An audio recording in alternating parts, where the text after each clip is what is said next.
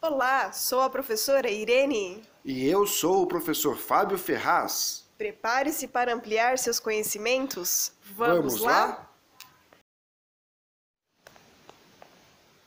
Na aula de hoje, iremos falar sobre o citoplasma. Então vamos dar uma lidinha no que é o citoplasma. O citoplasma é o espaço intracelular entre a membrana plasmática e o envoltório nuclear, em seres eucariontes, enquanto nos procariontes corresponde à totalidade da área intracelular. O citoplasma é preenchido por uma matéria coloidal e semifluida denominada citossol, que é a parte líquida do citoplasma, na qual estão suspensos os orgânulos celulares, que seria as partes sólidas. Nos eucariontes, em oposição ao protoplasma, o citoplasma não inclui o núcleo celular, cujo interior é formado por nucleoplasma. No geral, o citoplasma é tudo o que compreende a célula, menos o núcleo e a membrana plasmática. Para melhor entendermos este conceito de citoplasma, vamos aqui visualizar uma célula eucariota animal. Primeiro, por que é uma célula eucariota animal? É eucariota porque apresenta o núcleo. Devemos sempre lembrar que se a célula não apresenta a estrutura nuclear, eu vou chamar de célula procariota. E ela é animal porque não apresenta parede celular. Caso tivesse aqui a parede celular, eu chamaria de eucariota vegetal. Neste caso, nós temos uma célula eucariota animal, pois apresenta apenas a membrana plasmática, que é a estrutura que vai delimitar a minha célula, o núcleo, que vai guardar o material genético, o chamado DNA, e entre a membrana e entre o núcleo, a região de citoplasma. E é nessa região citoplasma, uma região aquosa, a parte aquosa eu vou chamar de citossol, e dentro dessa região aquosa nós vamos ter pequenos órgãozinhos da célula, que eu vou chamar de orgânulos citoplasmáticos ou organelas. E são essas organelas que serão responsáveis por manter a minha célula viva, através do chamado metabolismo celular. O que vem a ser, então, o chamado metabolismo celular? Nada mais são do que um conjunto de reações bioquímicas necessárias à vida da célula. Então, é desta forma que a célula transforma substâncias, né, e transforma o que é necessário para a minha célula, para que possa minha célula se manter viva. Então, metabolismo são transformações químicas, e essas transformações ocorrem através das organelas ou dos orgânulos citoplasmáticos. De forma geral, numa célula eucariota animal, nós temos algumas organelas principais. O vacúolo, de forma bem simples e pequena, mas existe o vacúolo. O lisossomos, centríolos, o aparelho ou complexo de Golgi, os ribossomos, a mitocôndria, o retículo endoplasmático rugoso e o retículo endoplasmático liso. Se fosse uma célula eucariota vegetal, além dessas organelas, nós teríamos também o cloroplasto, que é a organela responsável pela fotossíntese, e não teríamos o centríolo. Mas iremos ver essas diferenças um pouquinho mais para frente. De forma geral, esta é a composição do citoplasma. Líquido, que é o citossol, que é a parte aquosa, e a parte de organelas citoplasmáticas, que são esses aqui representados. Para que possamos ter uma visão um pouco mais bonita, né, mais colorida, então vamos imaginar aqui nossa célula cortada. Esta é a região de núcleo celular e aqui o material genético, a membrana plasmática, e entre a membrana e o núcleo nós vamos ter várias organelas, cada um com as suas características e funções próprias. E são essas características e funções que vai ser o responsável pelo metabolismo celular, que nada mais é do que um conjunto de reações bioquímicas necessárias à manutenção da vida da célula. Vamos iniciar os estudos dos orgânulos citoplasmáticos, ou simplesmente organelas, com a mitocôndria. Então, o que é a mitocôndria? São organelas complexas presentes nas células eucarióticas e têm como função produzir a maior parte de energia das células, através do processo chamado de respiração celular. Possuem duas membranas lipoproteicas, uma externa e uma interna, com inúmeras dobras, além de moléculas de DNA, enzimas e ribossomos, e tem capacidade de autoduplicação. Então, basicamente, está aqui representado nessa imagem uma mitocôndria. Então, nós temos a membrana externa e temos a membrana interna com várias invaginações, várias dobras. E vai ser no meio dessa membrana interna que nós temos a matriz mitocondrial. Então, esta organela chamada mitocôndria, ela também possui um material genético próprio e por isso que ela é capaz de se autoduplicar. Então, nós temos na célula o núcleo da célula, que tem o material genético da célula, e as mitocôndrias possuem seu DNA próprio. E depois vamos explicar o que vem a ser essa teoria endossimbiótica.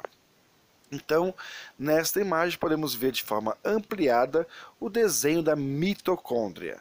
Então, ela tem uma organela que tem um DNA próprio, por isso ela é capaz de se autoduplicar, tem a membrana externa e uma membrana interna, onde essa membrana interna ela sofre várias dobras entre si, formando as chamadas cristas mitocondriais, e no meio dessas dobras nós temos a matriz mitocondrial. E qual é a função da mitocôndria? A função, de forma geral, é garantir uma maior produção de ATP, adenosina trifosfato. E esta molécula de ATP, na verdade, é a molécula de energia biológica. São esses ATPs que minha célula quebra para produzir a chamada energia biológica.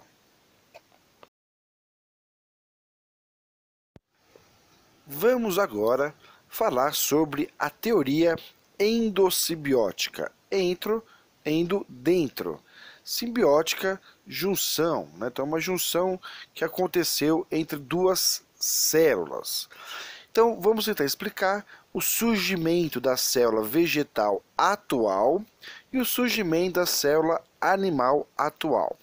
Então, segundo essa teoria, de forma simples, existia um ancestral comum chamado de procarionte ancestral.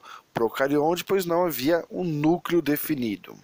Com o passar de milhões de anos, esta célula procarionte começou-se a sofrer modificações, dando início a um princípio de núcleo celular. Então começou a ter uma célula onde começou-se a desenvolver o núcleo, formando as células do tipo eucariota.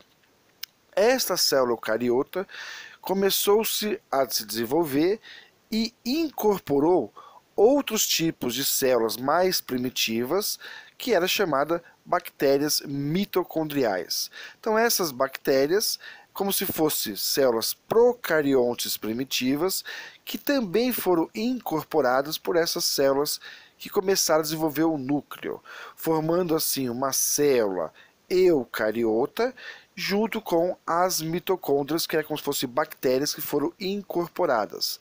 As bactérias começaram a usar substâncias que essas células tinham e, como subproduto, liberou os ATPs que foi usado por essa célula como energia. Então, as duas células, a célula primitiva eucariótica, assim como a mitocôndria, que era uma célula bacteriana primitiva também, começou uma a ajudar a outra. Por isso que vem a simbiose, né? É um ajudando o outro.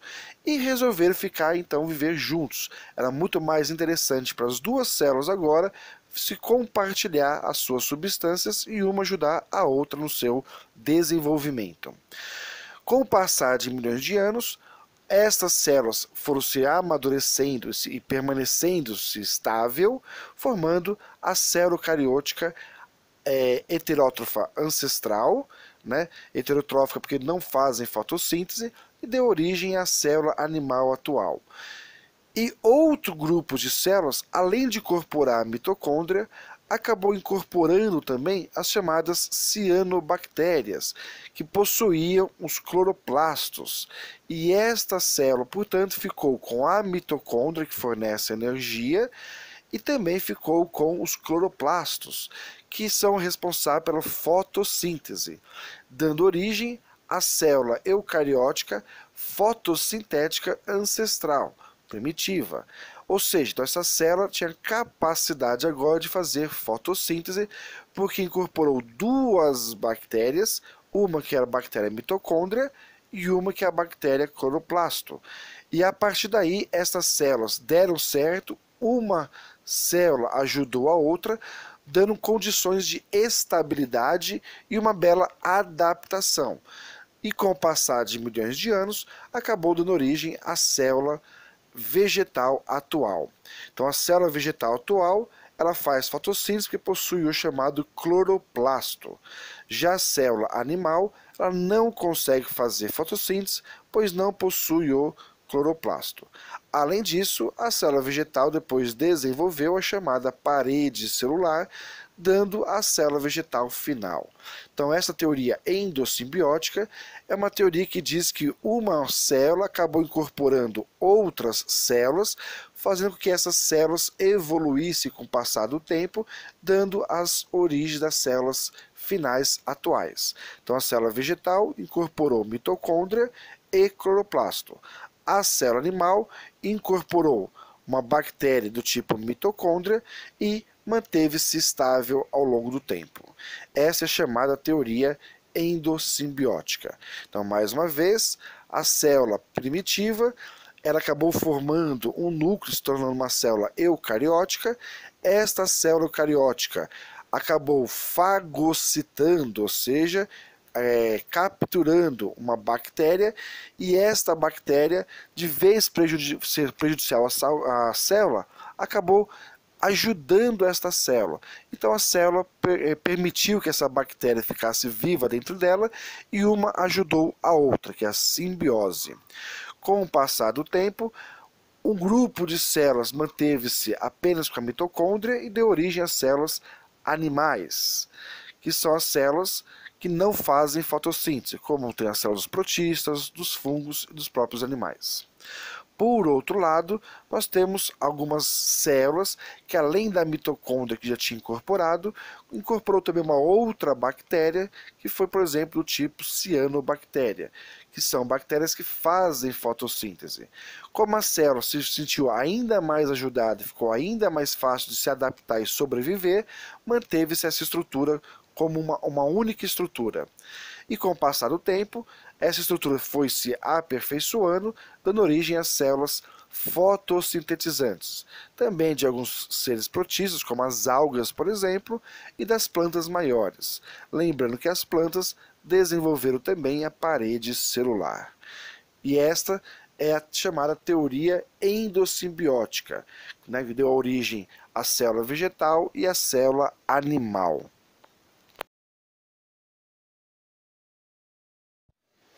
Então, para entendermos melhor como é o funcionamento da mitocôndria nessa história de produção de energia, vamos dar uma olhadinha nesse slide. Vamos imaginar aqui os nossos vasos sanguíneos, trazendo gás oxigênio, representado pelos asteriscos, e a glicose, representado pelas bolinhas. Lembrando que essa glicose nada mais é do que um tipo de açúcar. Então, o gás oxigênio representado pela fórmula O2 e a glicose representado pela fórmula C6H12O6. Quando essas substâncias entram na célula, a célula pega pela membrana plasmática e transforma esta glicose em ácido pirúvico. Este ácido pirúvico, que vem da transformação do metabolismo inicial da glicose, entra na mitocôndria e, através da metabolização desse ácido pirúvico, esta mitocôndria produz o ATP, a energia, e mais um subproduto que é o gás carbônico, chamado CO2. E esse gás carbônico é jogado para os vasos sanguíneos para ser eliminado pelo corpo através dos pulmões, enquanto que o ATP é usado pela célula para o seu funcionamento, para o seu metabolismo intracelular. Então, mais uma vez, os vasos sanguíneos traz gás oxigênio, glicose. O gás de oxigênio entra na célula. A glicose ela é metabolizada pela membrana e transformada em ácido pirúvico. O ácido pirúvico e o gás oxigênio entram na mitocôndria. A mitocôndria metaboliza esse ácido pirúvico e esse oxigênio, transformando em moléculas de ATP e gás carbônico. O gás carbônico é eliminado da célula, jogando de novo para os vasos sanguíneos, e o ATP é usado como fonte de energia biológica. Então vejam que quando você respira e você se alimenta, o que você está buscando, na verdade, é a produção de energia biológica. E esta energia biológica, ela é feita ou realizada principalmente pela ação da mitocôndria.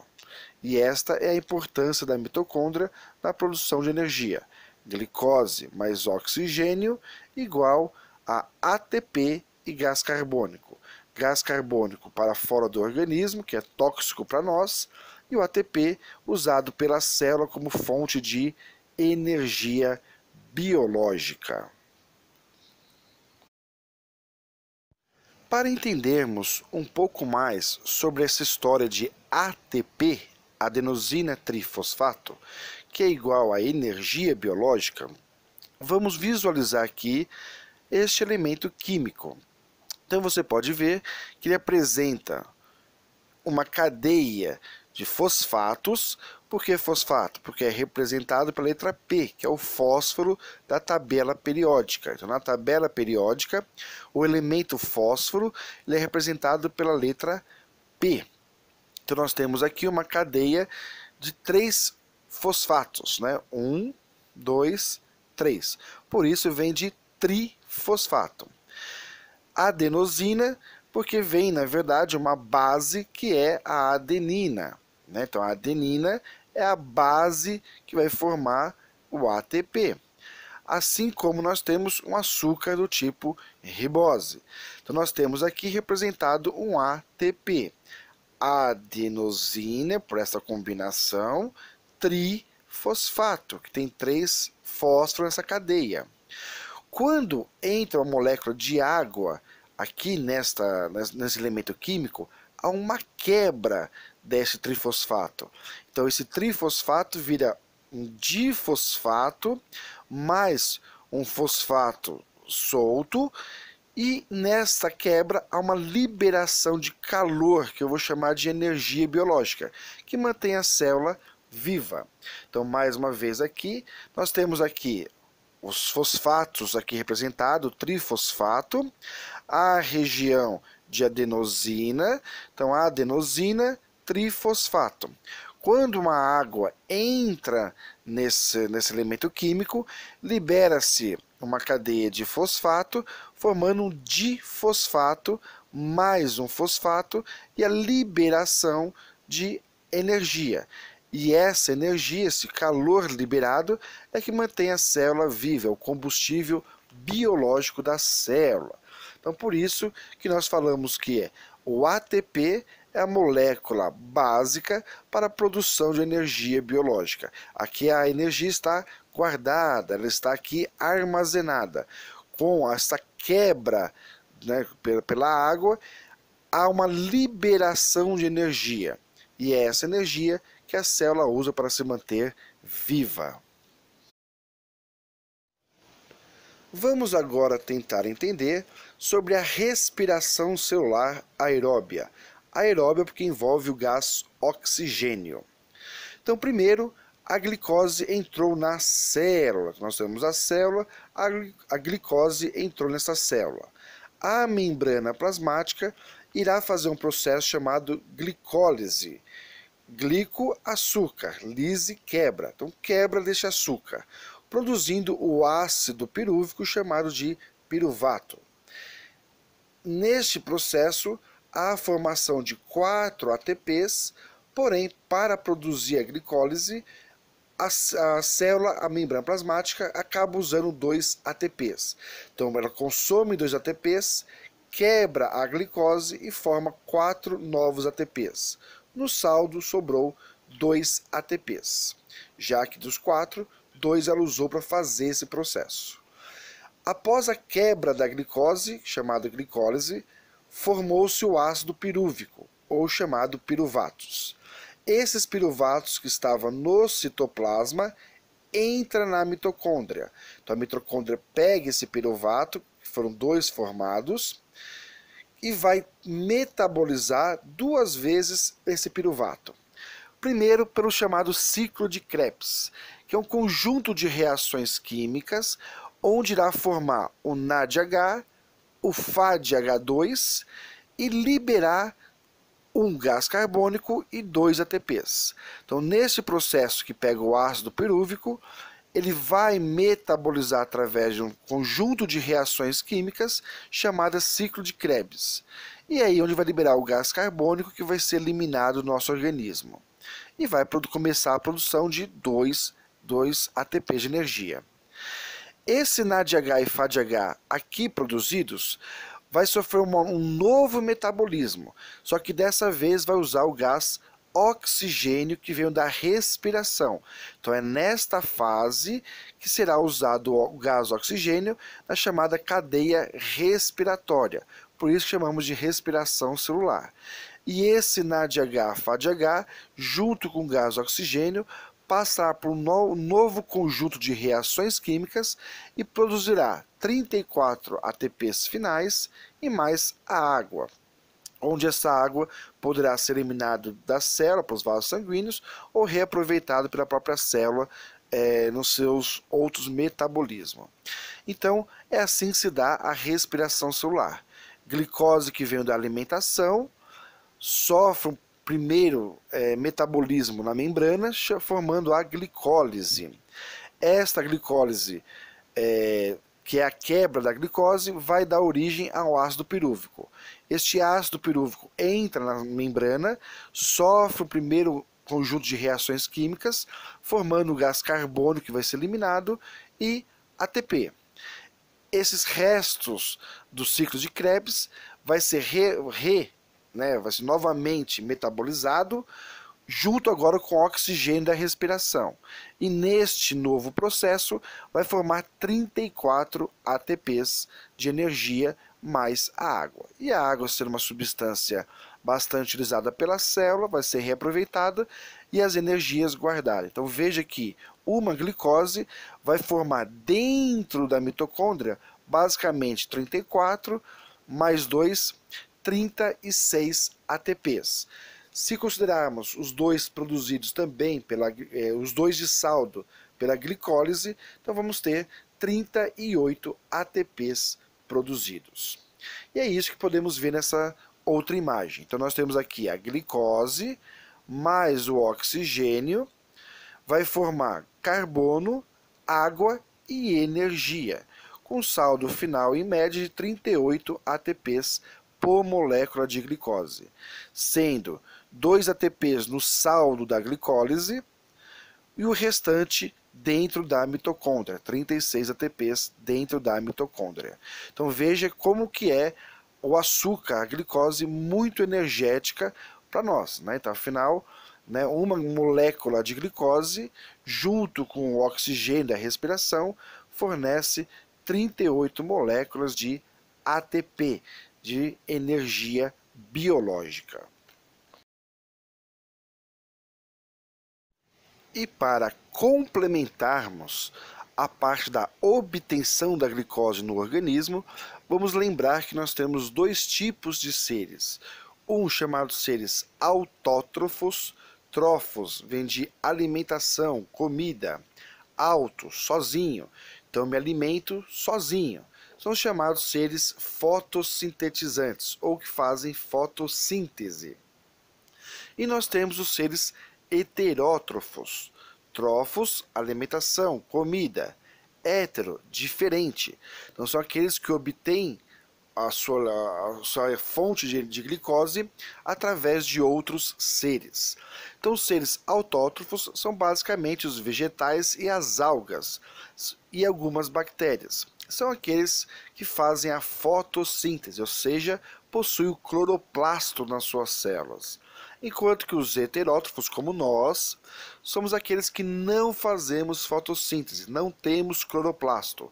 Logo, a nossa glicose tem que vir da alimentação. Os autótrofos produzem a sua própria glicose usando os elementos da natureza. Então vamos dar uma olhadinha como funciona de forma geral. Então é um processo de fotossíntese. Então nós temos aqui um vegetal. Este vegetal vai absorver a água da natureza, o gás carbônico e a luz, a energia solar, a energia luminosa. E vai converter no cloroplasto a luz, gás carbônico e água em glicose, em molécula orgânica de glicose. E liberar um subproduto que é o gás carbônico. Então, nesse processo de luz do sol, gás carbônico e água, metabolização, glicose e oxigênio. O oxigênio é liberado para a atmosfera e o gás e a glicose é reaproveitado pelo vegetal ou pelas algas.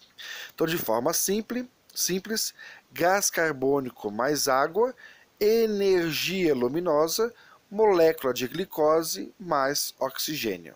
Oxigênio liberado para a atmosfera e a glicose usada pela célula vegetal ou célula fotossintetizante para como obtenção de glicose do organismo. Então, está aqui mais uma vez, gás carbônico mais água, junto com a luz, glicose, água e gás oxigênio. Gás oxigênio liberado e glicose reaproveitado pelos seres autótrofos. E, através da obtenção da glicose, lembrando que essa glicose ou vem da alimentação de outro ser vivo, ou vem da produção da fotossíntese.